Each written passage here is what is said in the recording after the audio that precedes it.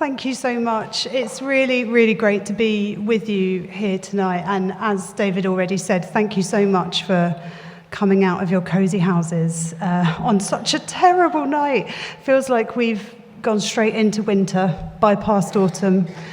As already said, my name's Rebecca Fell, and I'm the CEO of ICN, International Care Network.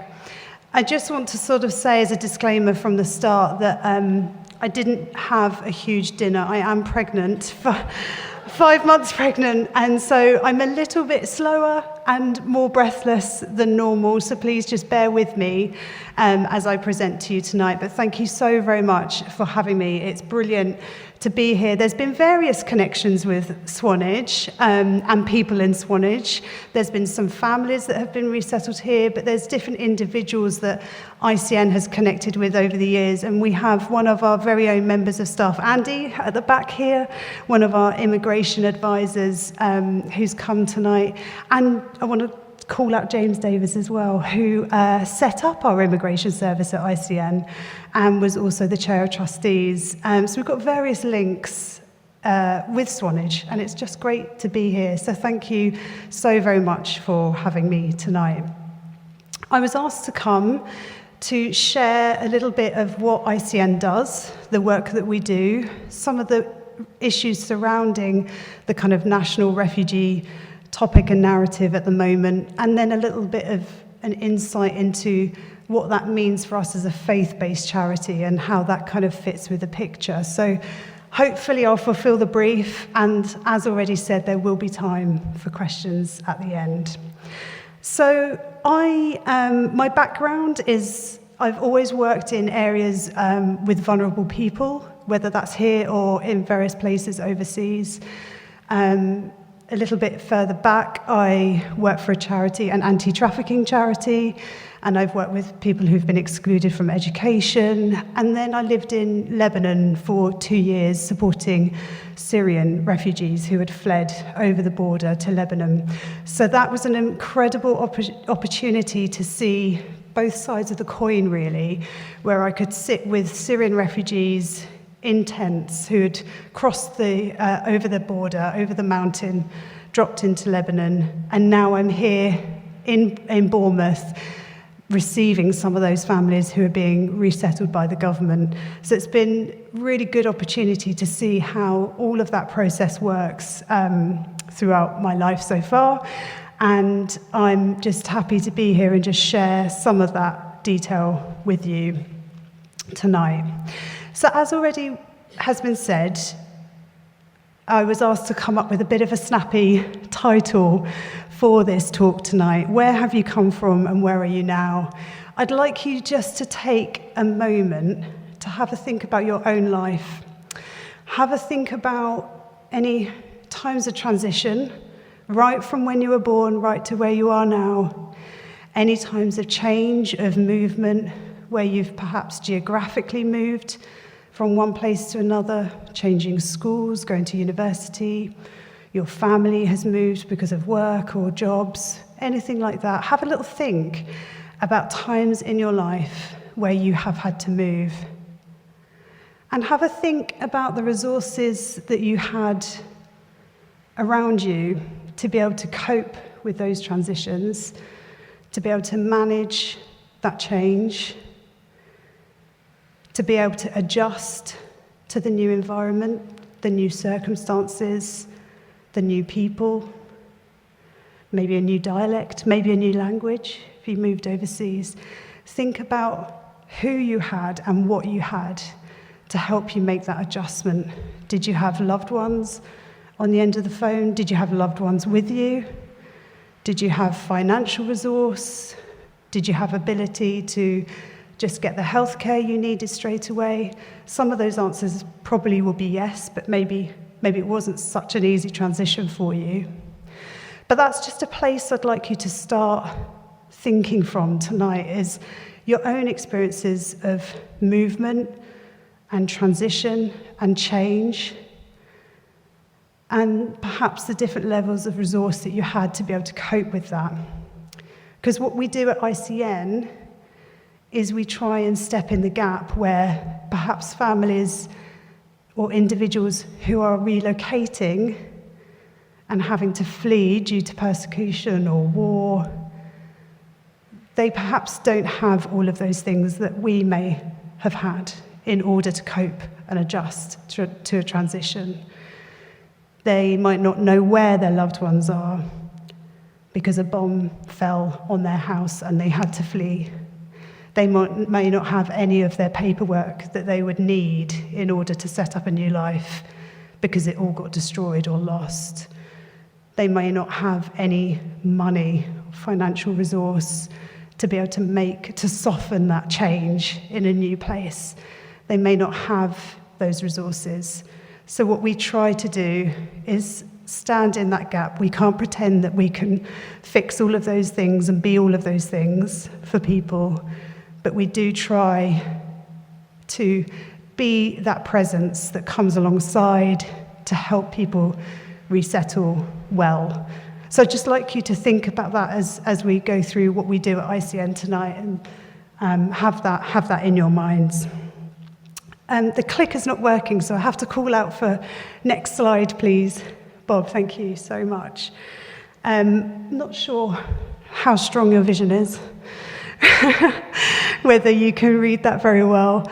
But ICN was founded officially 20 years ago, this year, 2003, but it can be traced back to 98. We're a group of people, some friends in Bournemouth, basically ended up coming across some Kosovans and Afghans and befriending them, realizing that they needed help. They needed some help learning the language, and they needed some other practical help. So ICN was born. And really, it started with a real focus on supporting people to learn the language, just recognizing that a key to people integrating into society and resettling well is to learn the language, and that then opens up lots of opportunity for people to really integrate well into society. One thing I'd like to just touch on, because we never like to presume that people fully understand, it is talked about in the press so much at the moment, the refugee and asylum seeker narrative. So one thing that we find helpful to clarify at the beginning is that a refugee is somebody that the government have decided they are allowed to be here, the government's given them status, whereas an asylum seeker is somebody who has claimed asylum in this country and the government are yet to decide whether they're going to have status, whether they're allowed to stay here. So hopefully that's just helpful.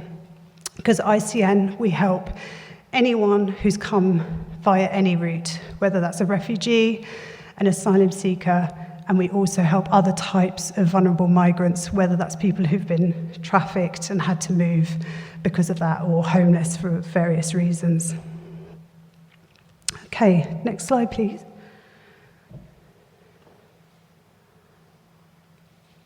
So there's a little picture of our office in Bournemouth. We've got 23 staff and about between 20 and 30 core volunteers. And in the last 12 months, we've supported somewhere between 1,300 and 1,500 individuals, refugees and asylum seekers. And there's a little overview of what we do there, but I'm going to talk through that in a bit more detail as we go along. Now, next slide. I'm not going to make you do this, but something we often do during a talk is to give you a little activity. You can do it if you've got paper and pen and you'd like to, but I'd like you to think, if I was to say to you right now, please write your name backwards, and give you no other instruction, why don't you do it? If you've got a pen, you can write on the flyer. I'm not going to tell you anything else, but please write your name backwards, and you're not allowed to check with the person next to you what they're doing. Just take a minute to have a go. So you're not allowed to talk to anyone, and you're not allowed to look and see what anyone else is doing.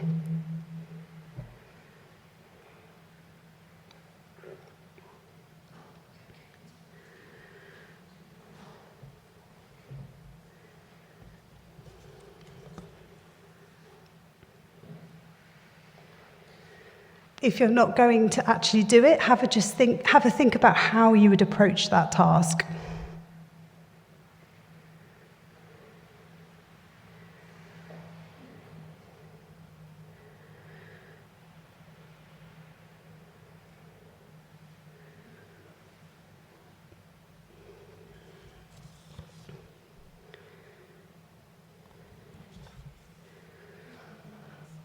A couple more seconds.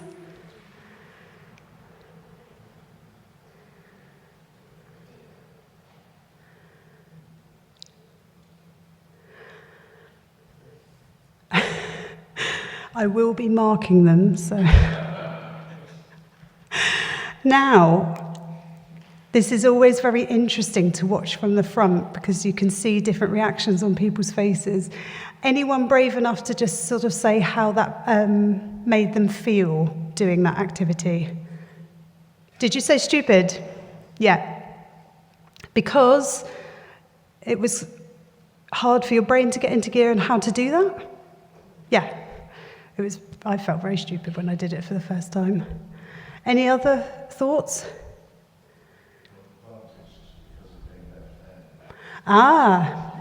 Yeah, interesting. So another factor there for the brain to think through. My handwriting looks childish. Yeah. What's really interesting is when we ask people how they go about this, there will be different methods in the room of how people decided to write their name backwards, whether you started on the right-hand side of the page and moved backwards, whether you started with your surname, then your middle name, then your first name. Did anyone else do it in a different way?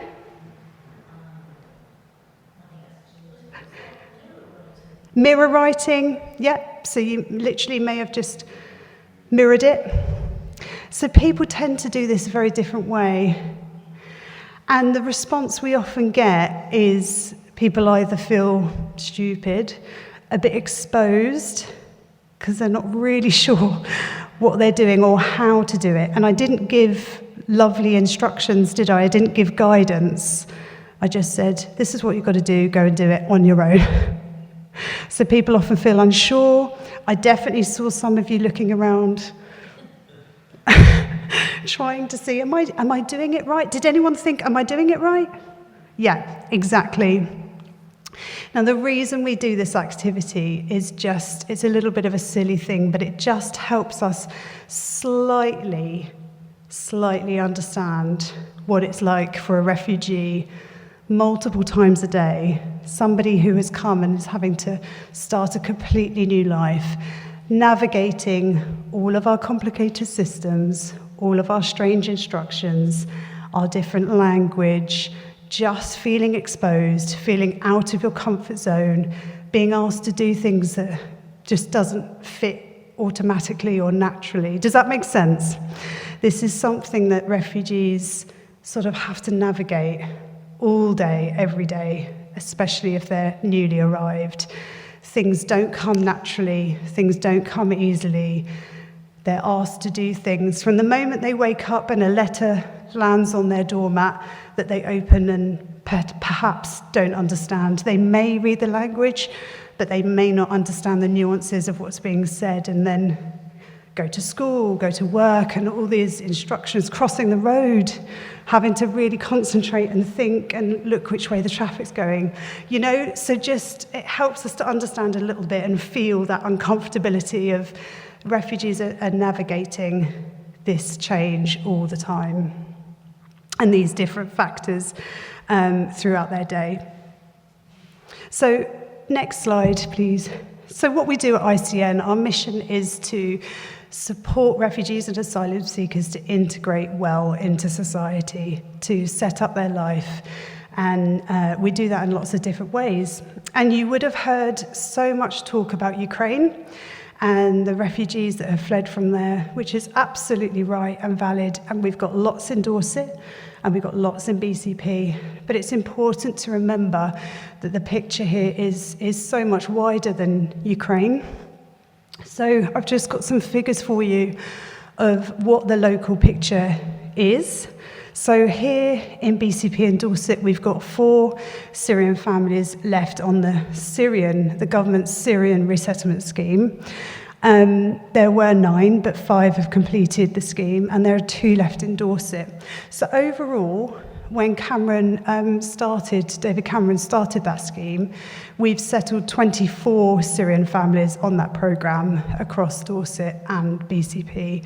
But it was a 5-year programme of support, and lots of those families are coming to the end of their support now. 11 Afghan families on the, doesn't matter about the acronyms, but the government's resettlement scheme. So you know about the evacuation that happened 2 years ago. So there's 11 Afghan families in BCP and 10 in the Dorset area. That's specifically families on the scheme. There's 4 community sponsorship families in Dorset, where communities, you may be aware of some of those groups, but communities have come together and said, we'd like to sponsor for a year or 2 a family to come over on an official route. There's a very large existing Afghan community from the 20 years ago when a lot of Afghans fled from Afghanistan. Thousands of refugees from various places across the world. We say thousands because that is our guesstimate. It's very hard for the local authority to have a full picture of who is here because people come on so many different routes, but we do know it's in the thousands. There's a significant number of asylum seekers from various countries in BCP, not many in Dorset, but of course you'll know about the barge, and that supposedly, imminently, there will be a cohort moved onto the barge at Portland. Many other vulnerable migrants that have come on from different means. And we have lots of separated children seeking asylum in BCP, but we have 13 specifically under ICN's care. And approximately 650 Ukrainians arrived to BCP since the start of the Homes for Ukraine scheme. And I don't have the figure for how many arrived to Dorset because we're not directly involved, but I know it's another significant figure. Next slide, please. So,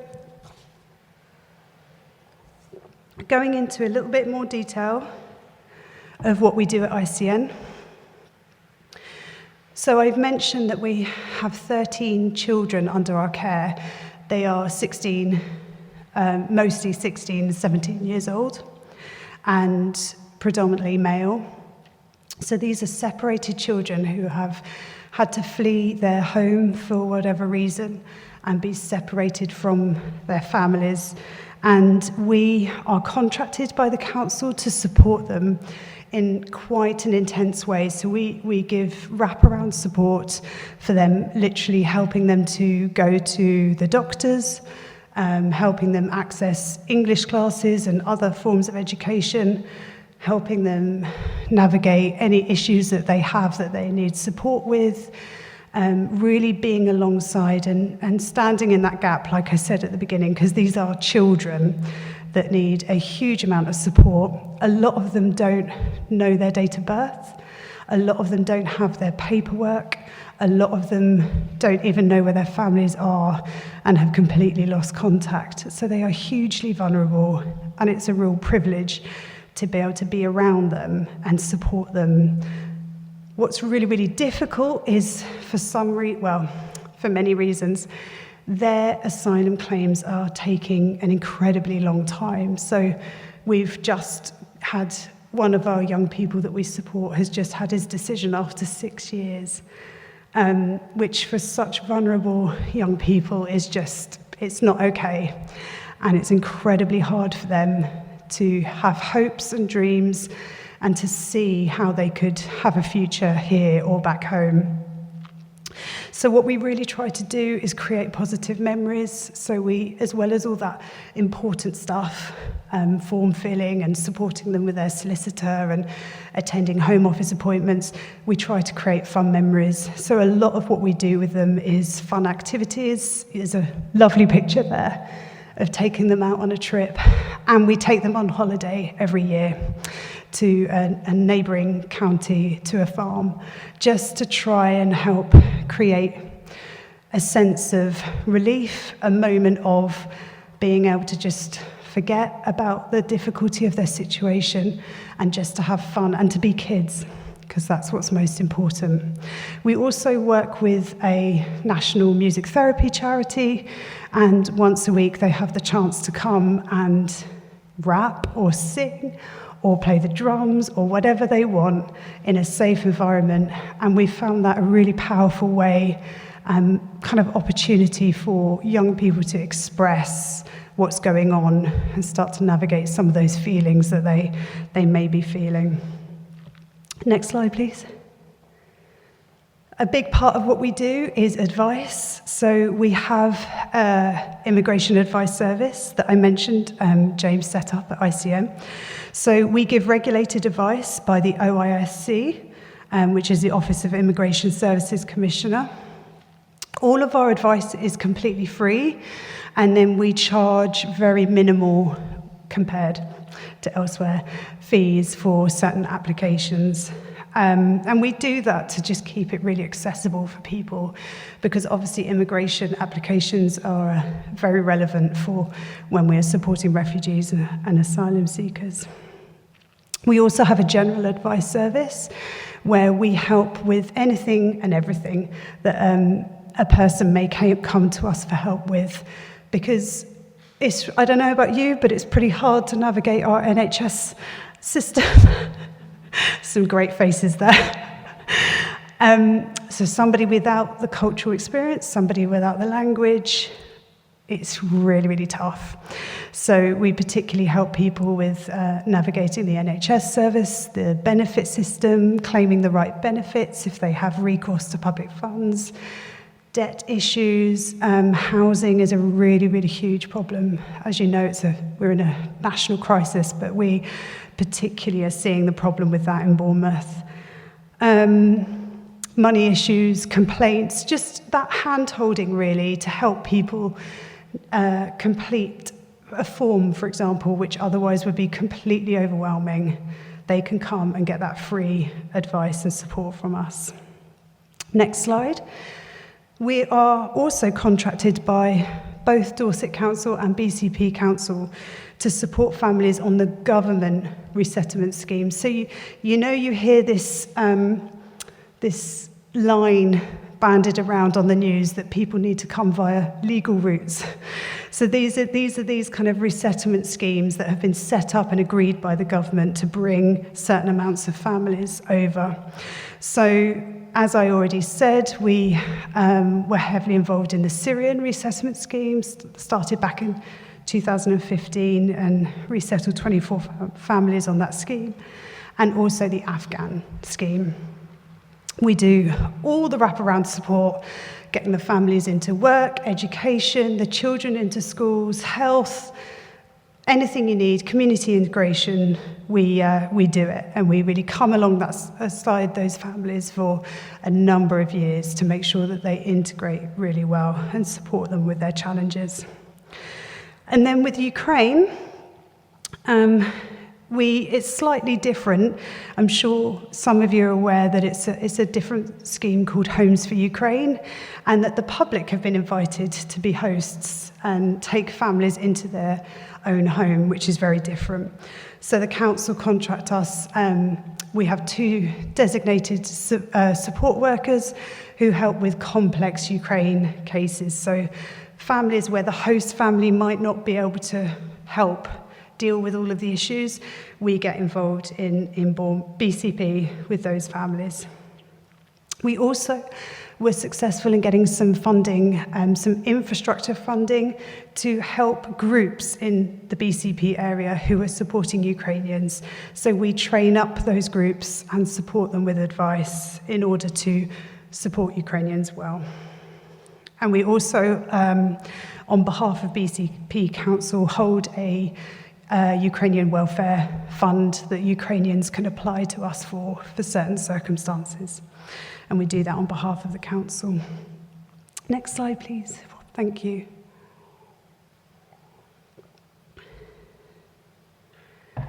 A really important piece of our work specialises in supporting women, particularly vulnerable refugee women. A lot of the time, women can be very isolated. They can be the ones that are stuck at home with young children, don't perhaps get the same opportunity to be out and about learning English or working, for example. And so resettling in a new place is isolating enough. So we identified that this is an area where we really want to focus our support in getting out to those isolated women in their home. And there are particular issues that refugee women face. So we have some fantastic workers, female workers, who just support with those particularly isolated women, going into the home, helping them with practical things that they might need help with, but really coming alongside and sitting down and being with those women, just befriending, giving them time, looking at them in the eye, and helping them to just get a little bit of sense of hope and purpose, whatever that may look like for that person. So we do one-to-one kind of pastoral support, but also casework with those women. And then with the children as well. So we support with any educational issues, getting alongside the family, being a bit of an advocate and liaising with the schools. And we also have a homework club. So one thing that we recognise that's really challenging for refugee parents is being able to help their children with the homework that is sent home. And it's something that maybe we take for granted. You might get the letter out of the bag and read the instructions and crack on and help your kid do the homework. But for a parent where the language isn't there and the understanding of the curriculum isn't there, that can be really, really hard.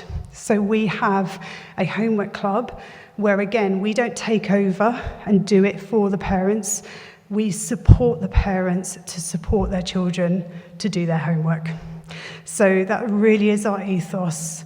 In everything that we do at ICN, we don't want to take over and do it for them. We just want to be that helping hand to help them get on their own feet as a family again.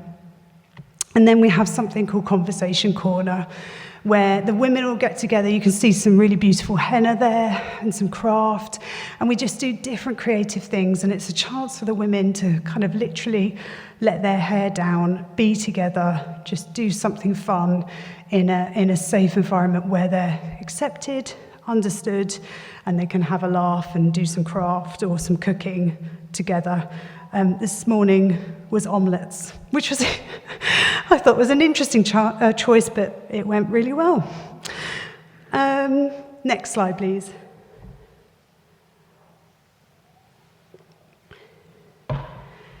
English for speakers of other languages, ESOL. So as I've already said, this is absolutely fundamental in helping refugees to settle well, is supporting them in their language learning.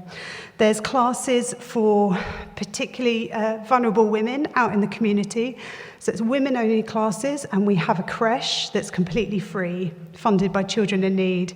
So we're the only provision, ESOL provision, in the area where there is a creche provided, because otherwise those women wouldn't be able to access learning English because they wouldn't be able to afford childcare to be able to put their children in preschool or nursery. We have classes at our offices for anyone and everyone that accesses our services, and the classes are either free or very, very, very cheap, depending on their own circumstances, whether they're on benefits or working. But we do that, again, just to make it really accessible for people who otherwise wouldn't be able to learn English. And we have a significant cohort of asylum seekers in Bournemouth, as of the last couple of years, adult male asylum seekers. So over the last couple of years, we have launched English lessons in their temporary accommodation. So a lot of these chaps have absolutely nothing to do and very, very little support from the government. So we have rallied 20 volunteers who are trained in teaching English, and they go into those accommodations to deliver free English classes for those adult male asylum seekers. And the kind of unique selling point that we have is we cater for those really beginner levels. So a lot of providers, like the college, they have a certain standard that you have to be before you can start their lowest level. But a lot of the guys that come to us need something before that. Some of them are very, very literate, but some of them are illiterate in their own language. So language learning is a huge challenge, and we have to start right at the very beginning with ABCs. So that's something that we really try to make accessible for people. Next one. So we have a community hub. This is a fairly new thing in the last year. We've partnered with Migrant Help, who are the national charity supporting asylum seekers. They're contracted by the Home Office to support asylum seekers throughout their claim. So we've partnered with them, and we have a community space and hub in Bournemouth. It's a social space, and it's a space where people can come for different forms of advice and English. And there's lots of statutory provision there, as well as different volunteer representation of the voluntary sector.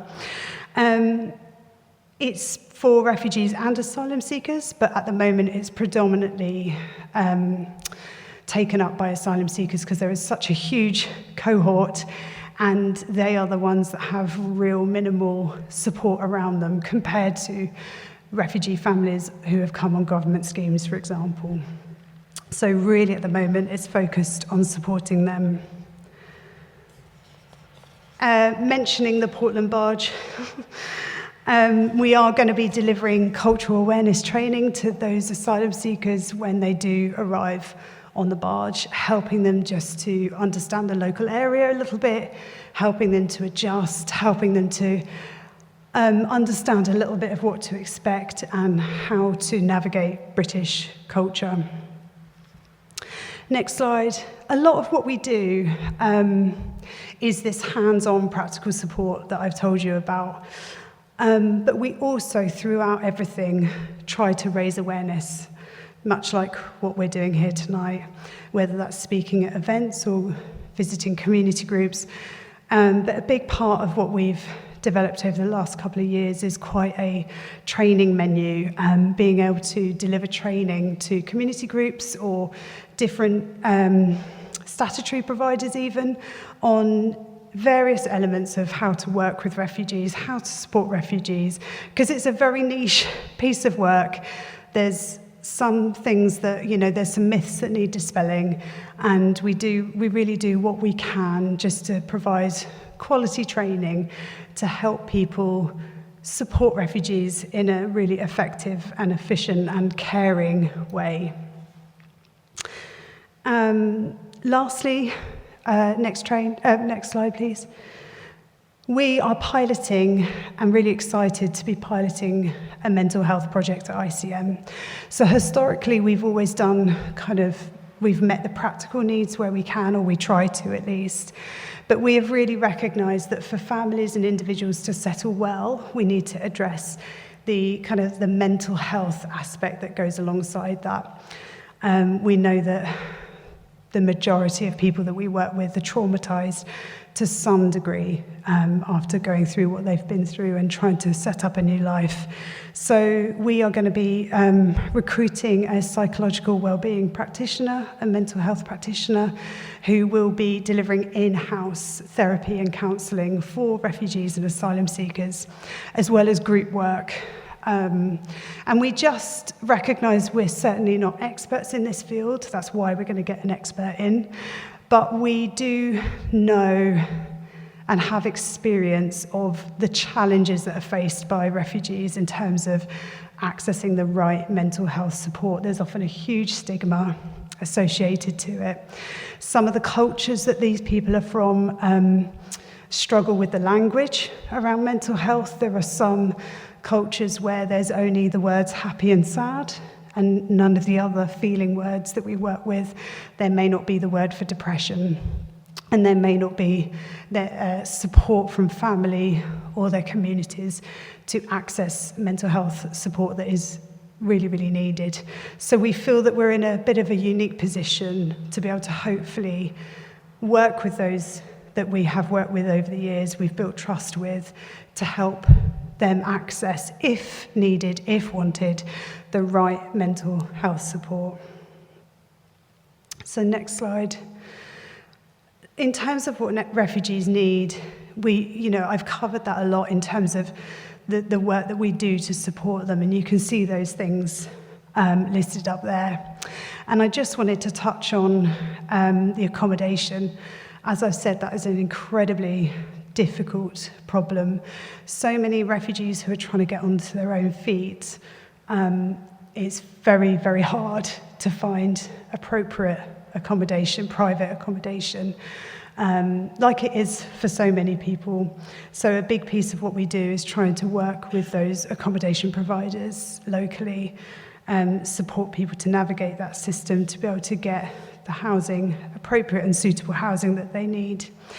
I don't know if you're aware of the Prince William, his project, Homewards project, that was announced quite recently, where 6 areas in the UK have been identified for support with homelessness, and Bournemouth was chosen as one of those. So we recently met with a couple of people from the Royal Foundation around that, because it's an increasing issue for some refugees and asylum seekers who are now homeless or highly at risk of becoming homeless. So we're really hoping that some investment and support around that will benefit. Just touching briefly on the next slide.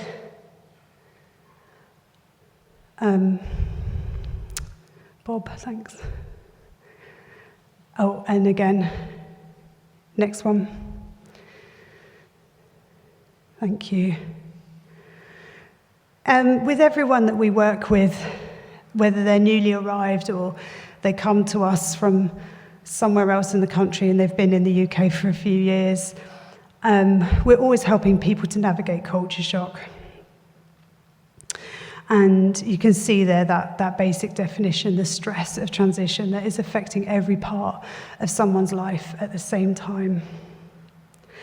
This can take a lot of time to navigate, and what we do at ICN is all about the long-term relationship with people. We don't want to just helicopter into their lives, help with this form, but then see you later. We really want to come alongside and do the journey with people. And so in terms of navigating culture shock, we really try to help them go through those phases that they will experience in order to adjust well. And it's never a linear process. People can make progress and feel like they're adjusting and adapting to the new environment. Then one little thing happens that makes them question everything, and we kind of go back to square one. But it's a really important thing for people to be aware of, that refugees and asylum seekers are navigating culture shock and they're navigating trauma. On that next slide, Bob, you can see here trauma is not the story of something that happened back then. It's the current imprint of that pain, horror, and fear living inside of people.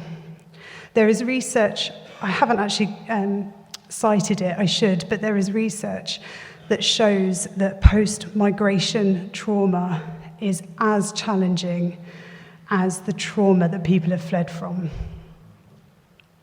which is really important to remember. Post-migration trauma is as challenging and difficult for people to navigate as the trauma they fled from. We see the images on TV, we hear the horror stories, and that's what we think about, and that's very real. But compounded on top of that is trying to navigate a new life here. So it really is incredibly challenging. And that's why we feel the mental health project that we're about to start is so very important and needed. Briefly, as we come to the end, I was just asked to share sort of how this fits for us from a faith perspective. So we are a Christian charity.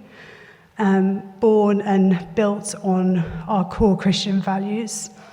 We're not an evangelical mission. The trustees of the charity always, the intention was always to help people to settle well through practical support, but out of a place of love, and the love that we believe comes from God. And that is what drives everything that we do. Next slide, please, Bob. And a core kind of piece of scripture that is built on for us is this bit from Leviticus. And it's all about how we believe in welcoming the stranger, treating them as one of our own, and also, as it says in Matthew, loving your neighbour as yourself. We do relationship. We believe in coming alongside. We believe in befriending, supporting, and welcoming no matter what. Everything that we do comes out of those core, for us, Christian beliefs. It drives us, it helps us, because this is incredibly difficult, challenging work. We do lean on our faith in that respect, and we see how the outpouring of that love and welcome that we believe we've experienced can transform lives, matched with the practical support that we try our best to give. And we use this phrase a lot, welcoming the stranger. And I think it's really powerful, especially at this time where there is such a negative narrative going on in terms of especially asylum seekers. We want to be that opposing force, if you like, where we say, you are welcome here. We will accept you, and we will do what we can to support you. And what does it look like for us to welcome the stranger? It looks like embracing that person, no matter the visible or the invisible differences. To not force our culture onto them, but to listen and to learn and to celebrate the differences in our cultures. To build relationship over time, to come alongside, as I've already said, to respect the differences that are there, and to love. And it can sound a little bit candy floss, a little bit airy-fairy to say to love, but it's not. It's raw, it's difficult, it's challenging. A lot of who we support are incredibly broken for really valid reasons, and that brokenness can come out in interesting ways when you're trying to support people.